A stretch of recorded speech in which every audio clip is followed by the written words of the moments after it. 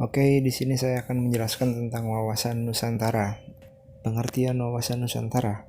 Wawasan Nusantara adalah cara pandang bangsa Indonesia terhadap rakyat, bangsa, dan wilayah negara kesatuan Republik Indonesia yang meliputi darat, laut, dan udara. Di atasnya sebagai satu kesatuan politik, ekonomi, sosial, budaya, dan pertahanan keamanan. Oke, lanjut. Kenapa sih kita harus tahu tujuan wawasan Nusantara gitu kan? Wawasan Nusantara ini memiliki dua tujuan utama, yaitu tujuan wawasan Nusantara keluar adalah menjamin kepentingan nasional dan mengamankan serta menjaga kepentingan nasionalnya dalam kehidupan internasionalnya di dalam semua aspek dalam era globalisasi yang kian mendunia. Yang kedua, tujuan wawasan Nusantara ke dalam adalah menjamin persatuan dan kesatuan di segenap aspek kehidupan nasional dalam kebinekaan. Nah, di sini kan kita harus tahu nih mengapa kita harus berwawasan Nusantara dan apa aja sih fungsinya gitu kan. Nah, fungsi utamanya dari wawasan Nusantara ini ialah sebagai panduan, pedoman, acuan bagi bangsa Indonesia dalam bernegara. Fungsi wawasan Nusantara sendiri terbagi lagi ke dalam 4 kategori. Apa aja sih? Yaitu wawasan pertahanan dan keamanan nasional, mengarah pada pandangan geopolitik negara Indonesia, yaitu mencakup tanah, air, serta segenap wilayah NKRI. Yang kedua, wawasan kewilayahan Indonesia, pemahaman mengenai batas wilayah Indonesia agar terhindar dari potensi sengketa dengan negara lain. Yang ketiga, wawasan pembangunan, beberapa unsur di dalamnya seperti sosial politik, kesatuan politik, pertahanan serta keamanan negara, ekonomi, dan sosial ekonomi.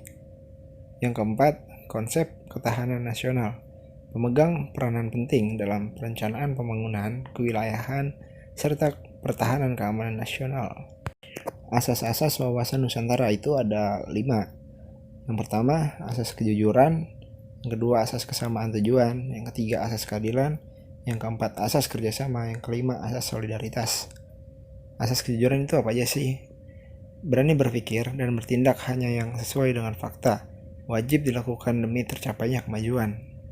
Dan asas kesamaan tujuan, mempunyai tujuan serta kepentingan yang sama. Next, yang ketiga, asas keadilan. Kerjasama serta koordinasi dilaksanakan atas dasar kesetaraan agar terciptanya efektivitas dalam mencapai tujuan bersama. Lanjut, yang keempat, asas kerjasama. Seluruh elemen masyarakat mempunyai hak yang sama dalam mendapatkan keadilan. Yang kelima, terakhir, asas solidaritas. Bentuk kepedulian terhadap orang lain, adanya kesetiakawanan dan rasa sepenanggungan. Oke, next, implementasi wawasan Nusantara. Yang pertama, implementasi di bidang pertahanan dan keamanan. Implementasi wawasan Nusantara di bidang pertahanan dilakukan dengan membentuk sikap dan kedisiplinan diri dalam membela tanah air. Yang kedua, implementasi di bidang politik. Implementasi wawasan Nusantara di bidang politik juga dimaksudkan untuk menciptakan pemerintahan yang kuat, bersih, dan dapat dipercaya oleh masyarakatnya. Next, yang ketiga, implementasi di bidang ekonomi. Kekayaan dan letak geografis Indonesia yang sangat strategis ini dapat dimanfaatkan dengan maksimal untuk perekonomian negara. Yang keempat, implementasi di bidang sosial, saling menghargai dan menghormati setiap perbedaan atau keragaman yang ada di tanah air, mulai dari perbedaan ras, suku, agama, hingga budaya. Saya rasa cukup, saya akhiri. Walhamdulillah.